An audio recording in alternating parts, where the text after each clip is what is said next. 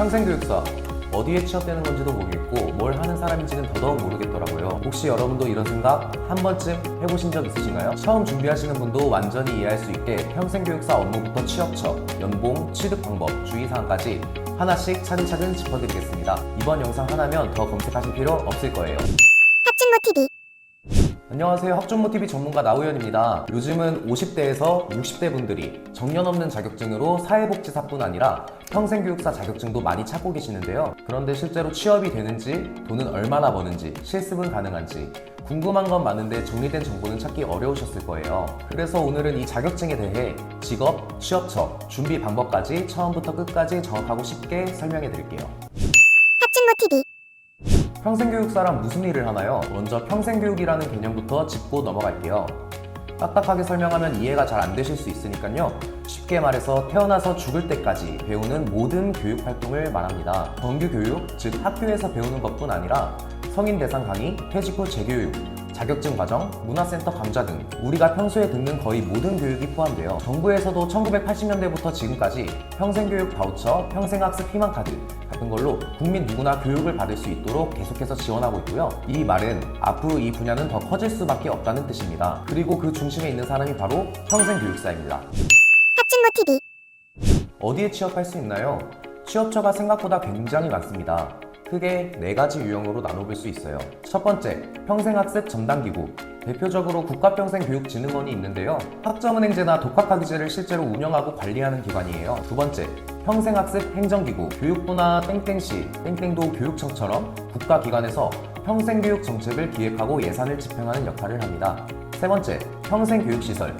대학교 부설 평생교육원, 오프라인, 온라인 교육기관 등에서 실제 수업을 운영하거나 수강생 상담, 수업 기획 등을 하게 됩니다. 여러분이 상담 전화를 받으실 때 그 상대방도 사실 대부분 평생교육사 자격증을 보유한 분들입니다. 네 번째, 기타 교육기관. 도서관, 청소년 수련관, 박물관, 미술관, 문화센터, 심지어 대기업 산하 교육센터, 방송통신대, EBS 직업학교까지 정말 다양한 곳에서 평생교육사를 채용하고 있는데요. 특히 도서관 같은 곳에 들어가면 독서 프로그램 기획, 정보 활용 교육, 문화 행사 운영까지 단순 행정보다는 교육기획자 역할을 하게 됩니다. 학준모TV. 연봉은 어느 정도인가요? 현실적으로 말씀드리면 연봉 자체가 높은 자격증은 아닙니다. 대부분 사회복지사와 비슷하게 월 200만원 초중반 수준에서 시작되는 경우가 많고요. 하지만 정년이 없고 교육 관련 공공기관의 평생교육사를 의무적으로 배치해야 하는 기준이 있기 때문에 일자리 수요는 꾸준히 늘고 있으며 현장 처우도 점점 개선되고 있습니다. 학준모TV. 자, 그럼 가장 중요한 부분이죠. 이 자격증 어떻게 취득하는 걸까요? 라고 생각하시는 분들이 많으실 텐데요.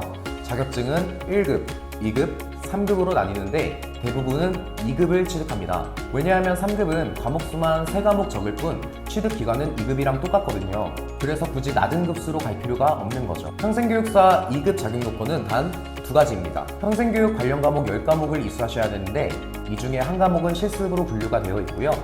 또 2년제 대학교 졸업 이상의 학력인 전문학사 이상 학위를 소지하셔야 합니다. 그럼 최종 학력이 고등학교 졸업인 분들은 나는 취득하지 못하는 걸까? 생각하실 텐데요. 걱정 안 하셔도 됩니다.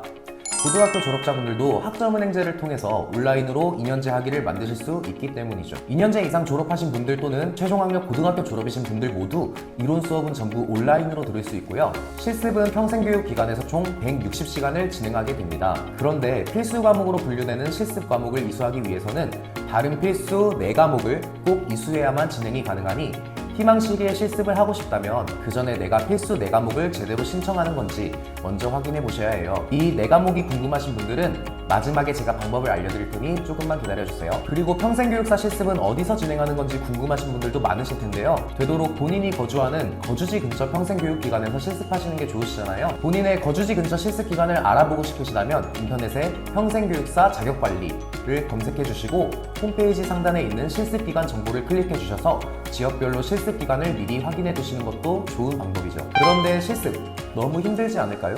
이런 질문 많이 받는데요. 실제로 50대 실습생분들도 정말 많습니다. 그만큼 연령에 제한 없이 누구나 도전할 수 있는 자격증이라는 거예요. 실습에선 실제 기관 업무를 보조하면서 보조 역할로 배우시게 될 거고, 학습자 상담, 홍보자료 제작, 프로그램 운영 같은 실무를 체험하게 됩니다. 하루 8시간, 오전 9시부터 오후 6시까지 평일에 통상 근로시간 내에 진행을 하게 되는데요. 8시간씩 160시간을 채우시려면 20일이 소요됩니다. 이렇게 총 160시간을 채우시면 실습 과목도 이수를 하시게 되는 거죠. 핫친모TV. 그리고 이 자격증에 대해서 꼭 알아야 할 주의사항 3가지가 있는데요. 첫 번째, 연 4회만 자격증 발급 신청이 가능해요. 평생교육사 자격증은 정해진 시기에만 발급 신청할 수 있어요.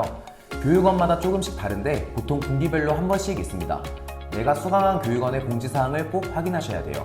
두 번째, 기존 과목 이수 이력이 있다면 과정 단축이 가능해요. 평생교육사 교육법은 2008년에 한번 개정된 적이 있는데요. 2008년 이전에 평생교육사 관련 한 과목이라도 이수를 하셨다면 국법 대상자로 인정돼서 실습시간도 120시간으로 줄고, 평생교육기관에서 3개월 이상 근무한 이력이 있으면 실습 면제도 가능합니다. 단, 신법 과목을 들었다고 해도 과목명이 정확히 일치하지 않으면 인정이 안 될 수 있으니 확인이 꼭 필요합니다. 만약 국법 대상자인지 이 과목이 인정되는지 헷갈리신다면 저한테 문의주세요. 제가 정확하게 짚어드릴게요. 그리고 마지막으로 가장 중요한 부분이에요. 과목당 평균 성적이 80점 이상은 필수입니다. 과목마다 상대평가이기 때문에 단순히 수료만 해서는 안 되고 성적을 신경 써야 합니다. 평가 요소로는 출석, 과제, 토론, 쪽지시험, 레포트, 중간, 그리고 기말고사 등이 있고, 많은 분들이 이 부분 때문에 상당히 많이 재수강을 하시기도 하죠. 이 모든 요소를 합산해 평균 80점 이상을 넘긴 교과목만 이수가 가능한데요. 직장을 다니시거나 육아를 하시는 분들, 개인적인 이유로 시간적으로 여유가 없으신 분들은 내가 직장과 육아를 병행하면서 이것까지 신경 쓸 여유가 없겠다 라고 많이 생각하실 거예요. 그렇기 때문에 성적이 잘 나오는 교육원 선택이 중요하며 성적 관리를 도와드릴 수 있는 담당자의 역할이 상당히 중요한 부분이죠. 이 부분은 제가 직접 노하우도 공유해드릴 수 있으니 필요하신 분과 평생교육사 실습을 진행하기 위해 먼저 이수해야 하는 필수 4과목이 뭔지 궁금하신 분들은 저에게 문의를 남겨주시면 되겠습니다. 지금까지 평생교육사 자격증에 대해 하는 일, 취업처, 연봉, 준비 방법, 그리고 주의사항까지 안내를 해드렸는데요. 추가로 내 상황에서 어떻게 준비해야 할지 궁금하고 성적 관리에 자신이 없다 하시는 분들은 영상 아래 댓글을 확인해 상담 링크 클릭해서 문의 주시면 됩니다. 모바일에서는 영상 제목 아래 더보기 터치하시면 상담창 확인하실 수 있고요. 댓글에 있는 카카오톡 링크 통해서도 실시간으로 Q&A가 가능합니다. 오늘 영상이 도움이 되셨다면 구독과 좋아요 부탁드리고요. 앞으로도 더 실질적이고 유익한 정보 꾸준히 전해드릴게요. 지금까지 학준모TV의 나우현이었습니다. 감사합니다.